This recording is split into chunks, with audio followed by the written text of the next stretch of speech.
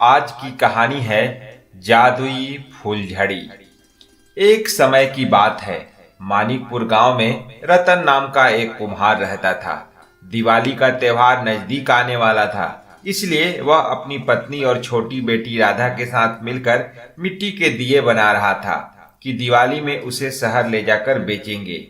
दिवाली के त्योहार का रतन हर साल बेसब्री से इंतजार करता था, क्योंकि दिवाली में रतन को अच्छी कमाई हो जाती थी। रतन और उसका परिवार पूरे मन से दिए बनाने में लगा हुआ था।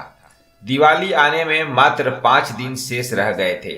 रतन ने सोचा कि जो उसके पास रेडी था उसे शहर से पेंट खरीद के लाएगा और अगले दिन पेंट करके अपनी रेडी को बिल्कुल दुल्हन की तरह सजा देगा।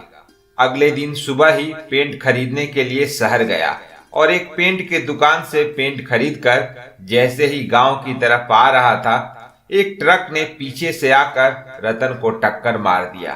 टक्कर इतना जोरदार था कि रतन का सिर फट गया था।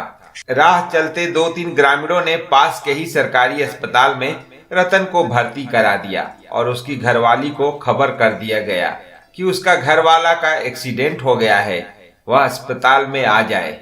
जैसे ही यह खबर रतन के घरवाली मीरा को मिला, वह अपनी बेटी को लेकर जल्दी से सरकारी अस्पताल पहुंची।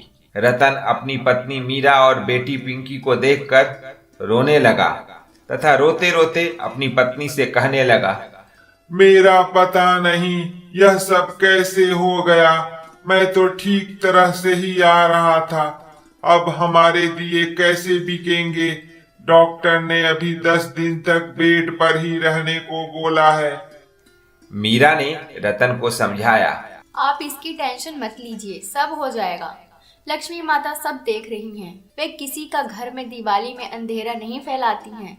रतन बोला, मेरा अगर दिए नहीं बिकेंगे तो हमारे घर में अंधेरा ही होगा, क्योंकि मैंने दिए बनाने के लिए ब्याज पर साहूकार से पैसे लिए हैं। अगर दिए नहीं बिकेंगे तो साहूकार के पैसे कैसे चुकाऊंगा? मेरा पूरा परिवार बर्बाद हो जाएगा। मीरा, अब तुम्हें मेरी मदद करनी होगी। देखो, दिया तो बनकर तैयार है, सिर्फ उसे बाजार में ले जाकर बेचना है। हमारी रेडी पेंट नहीं हुआ है तो क्या हुआ? तुम उस दिए को अपने रेडी पर रखो और शहर ले जाकर बेच आओ। पूरा नहीं, अगर थोड़ा भी बिकेगा तो कम से कम हम सेठ का कर्जा तो चुका पाएंगे। तभी रतन की बेटी पिंकी बोल उठी, हाँ मम्मी, पापा सही कह रहे हैं। हम दोनों मिलकर रेडी शहर ले जाएंगे और अपनी दिया को बेचेंगे। अगले दिन सुबह रतन की घरवाली मीरा और उसकी बेटी पिंकी मिलकर रेड़ी पर दिए को रखकर शहर बेचने के लिए चल देते हैं। दोपहर से शाम हो गई, लेकिन उसकी रेड़ी से थोड़े से ही दिए बिके थे। मीरा देख रही थी कि सब लोग अब मिट्टी के दिए की जगह आर्टिफिशियल बिजली वाले दिए खरीद रहे हैं। जितने लोग भी मिट्टी के दिए बेच रहे हैं, किसी की भी बिक्री अब पहले की तरह नहीं हो रही है।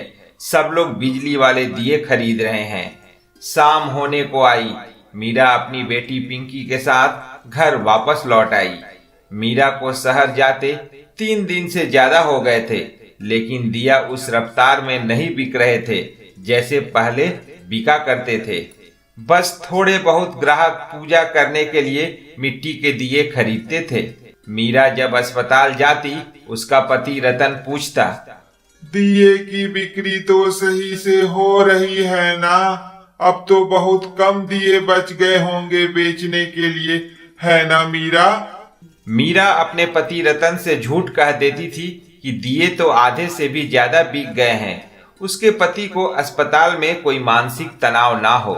मीरा ने अपनी बेटी पिंकी को भी सिखा दिया था कि वह पापा से कभी नहीं बताएगी कि उसके दिए नहीं बिक रहे हैं। आज दिवाली का आखिरी दिन था और मीरा के पास आधा से भी ज्यादा दिए बिकने के लिए रह गए थे।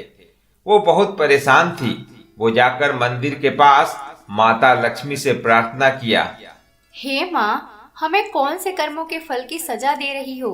हमने क्या बिगाड़ा है किसी का? हम तो बस अपनी मेहनत से कमाते हैं और 2 रोटी खाते हैं। मेरा पति भी अस्पताल में भर्ती है। अगर हमारे दिए आज नहीं बिकेंगे तो हम कल से सेठ का कर्जा कैसे चुकाएंगे? और घर में भी एक अनाज का दाना नहीं है खाने के लिए। माँ लक्ष्मी, अपनी कृपा हम पर भी कर दो जरा सा। आज जब मीरा अपनी रेड़ी लेकर शहर पहुंची, कुछ ही देर में उसके ठेले पर ग्राहकों की लाइन लग गई और 1 घंटे के अंदर उसके सारे दिए बिक गए। मीरा सोच रही थी, यह तो कोई चमत्कार जैसा हो रहा है, मेरे सारे के सारे दिए बिक गए। कई दिनों से मीरा की बेटी पिंकी अपनी मम्मी से फुलझड़ी खरीदने के लिए कह रही थी, लेकिन जो भी दिया बिकता था उसे घर का खर्चा ही नहीं पूरा हो पाता था, तो बेटी के फुलझड़ी कैसे खरीदती। लेकिन आज उसके सारे मिट्टी के दिए बिक चुके थे और मीरा भी बहुत खुश थी। वो अपनी बेटी को फुलझड़ी खरीदने के लिए जैसे ही दुकान की तरफ चली, तभी वहां पर एक अमीर औरत आई और वहां पर सभी छोटे छोटे बच्चों को फुलझड़ी बांट रही थी। उसने पिंकी से भी पूछा, क्या नाम है तुम्हारा? पिंकी बोली, मेरा नाम पिंकी है। उस महिला ने कहा, फुलझड़ी जलाना अच्छा लगता है? पिंकी बोली, हाँ, बहुत अच्छा लगता है। और उस औरत ने एक पैकेट फुलझड़ी का पिंकी को गिफ्ट कर दिया। वह औरत पिंकी के मम्मी मीरा से बोली, ये जादुई फुलझड़ी का पैकेट है।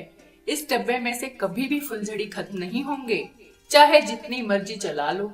पिंकी की माँ को तो यह यकीन नहीं हो रहा था कि ऐसा भी होता होगा, लेकिन फुलझड़ी का डब्बा लेकर वह अपनी बेटी के साथ गांव आ गई। उसी दिन मीरा का पति रतन भी हॉस्पिटल से डिस्चार्ज होकर घर आ गया था। शाम का समय था, सबके घरों में दीपक जल रहे थे, पटाखे फूट रहे थे। मीरा ने भी अपना घर गेंदा के फूलों से खूब सजा रखा था। घर मिट्टी के दिए से जगमगा रहे थे। मीरा की बेटी पिंकी ने अपनी माँ से कहा, माँ, मुझे फुलझड़ी तो मुझे जलाना है। मीरा ने अपनी बेटी को फुलझड़ी में आग लगाकर दे दी। पिंकी फुलझड़ी जला रही थी, तभी रतन की नजर फुलझड़ी के नीचे गिरते हुए पीले पीले टुकड़ों पर पड़ी। रतन उन टुकड़ों के पास गया तो उसने गौर से देखा तो महसूस किया, यह तो सोने के टुकड़े हैं। रतन ने अपनी पत्नी से पूछा, यह फुलझड़ी तुमने कहाँ से खरीदे हैं? इसे तो जलाने पर सोने के टुकड़े निकल रहे हैं। मीरा को अपने पति की बातें सुन बहुत आश्चर्य हुआ और वह जब अपनी बेटी के पास आई जो फुलझड़ी जला रही थी, देखा उसने कि सच में उसमें से सोने के टुकड़े निकल रहे हैं। रतन ने जब पूछा कि यह फुलझड़ी तुमने कहाँ से खरीदा है, तो मीरा ने अपने पति को सब कुछ सच सच बता दिया कि उसे यह फुलझड़ी का डब्बा एक महिला ने दिया था और उसने बोला था कि यह जादुई फुलझड़ी है। मीरा को समझते देर न लगी कि यह जरूर लक्ष्मी माँ की कृपा है और वह महिला कोई और नहीं, लक्ष्मी माँ ही थी, जो एक अमीर महिला के रूप में आई थी। मीरा उसी समय अपने मंदिर वाले कमरे में गई और माता लक्ष्मी की मूर्ति के सामने नतमस्तक हो गई और उन्हें धन्यवाद दिया।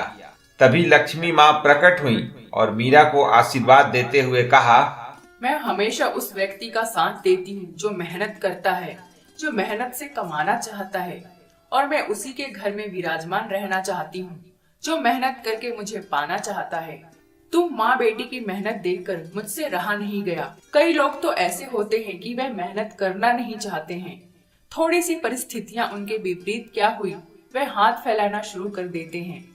इस फुलझड़ी को संभाल कर रखना, जब भी तुम्हें कोई मुश्किल पड़े तभी इसका उपयोग करना और बाकी समय मेहनत करके कमाकर खाना। और जो तुमने सोने के टुकड़े इकट्ठे किए हैं उससे एक अच्छा सा घर बनाओ और शहर में जाकर एक अच्छी दुकान करो। इतना कहकर लक्ष्मी माता अंतर्ध्यान हो गई। अगले दिन ही रतन सोने के टुकड़े को शहर ले जाकर बेच दिया और कुछ दिनों बाद ही उसने अपना टूटा हुआ घर को पक्के के घर में तब्दील करा दिया और शहर में एक अच्छा सा दुकान खोल लिया। अब वह अमीर हो चुका था। उसकी बेटी पिंकी भी अच्छे स्कूल में पढ़ने जाने लगी थी।